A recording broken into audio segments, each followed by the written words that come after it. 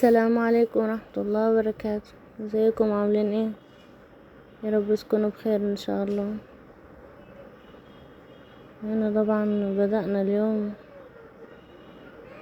يعني اليوم دوت بتاع النهاردة يعني. دخلنا على المطبخ الاول، قلنا نعمل لهم الاكل يعني الاول وكده.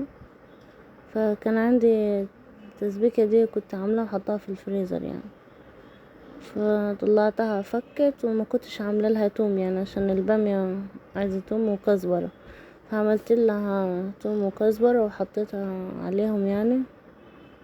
حطيت لهم شويه شوربه وبيغلوا زي ما انتوا شايفين كده. بس حطيتهم عليهم وطلعت اللحمه حطيتها يعني قلت ايه الخص لكم يعني عشان انا عملت الباميه قبل كده معاكم. بس وطلعت اللحمه حطيتها وبعد كده ايه حطيتهم في الفرن. وهنا جبنا حله هعمل الرز.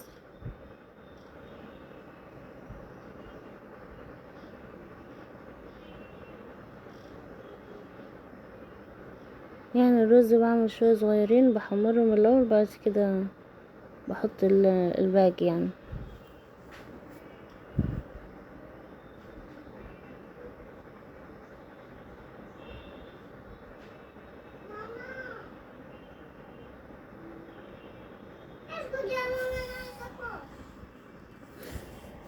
تعال افتح الباب وتعال بالراحة عشان عمر نام. اقفل الباب. بس هنا دخلنا على الأوضة دي، هي الشقة كلها مش عارف ليه كده يعني. خرجت النهاردة يعني طلعت برا وكده وجيت لقيت الدنيا كلها هايصة يعني. بدأت بالأوضة دي الأول، نفضتها وكنستها ولمعتها وكده يعني.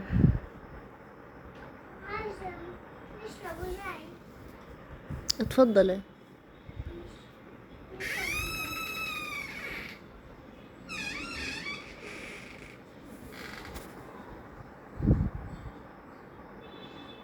كان الميكرويف يعني الفيشة دي كنت موصلاها في الميكرويف، كنا بنسخن يعني العيش وكده.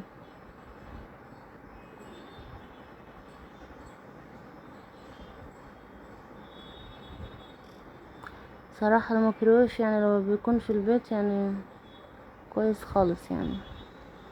يعني بينجز اي حاجة معاك مثلا بتكون حطاها في الفريزر ولا كده عايزاها تفك بسرعة، حلو في كده يعني.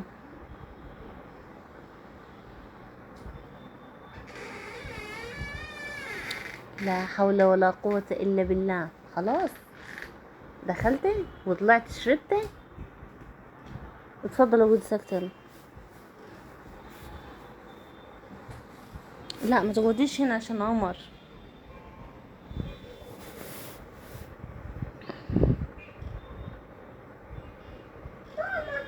ها. نعم برضو كده. طب اعمل ايه انا فيكي؟ طب انا كم مره اقول لك كده احسن توجع؟ كم مره؟ يلا قول ساكته. بس اسمعي شوفي نقول انت كده اكتر من بولا. ماشي.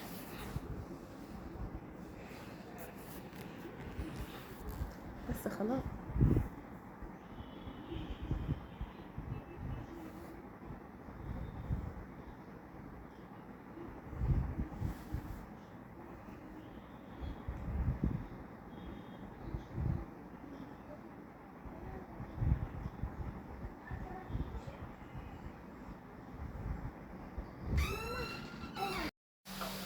شايفين الخيبه؟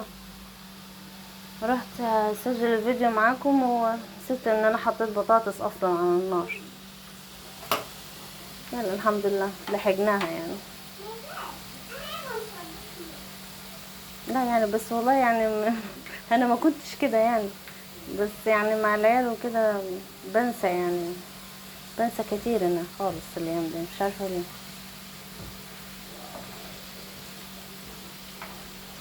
مش مهملة يعني، بس بنسى يعني من دوشة العيال وكده يعني. قعدت ايه؟ شو اللي دم؟ لا بالسلامة عليك يا ست، روحي استنينا برا يلا. مش ناسي كل البتاع اللي فاي وخلي عيوني تتحرق. خلي عيونك تتحرق؟ وادك قاعدة. لا ده البطاطس اللي اتحرقت. هني. الحمد لله لحقناها بس شوية. تفضلي اطلعي برا وانا جاياك. عايزة أنا ولا هلا ويالك ولدك. خلاص اسكتي. بس خلصنا البطاطس ورجعنا نكمل الفيديو. وصلنا فين؟ بلمح.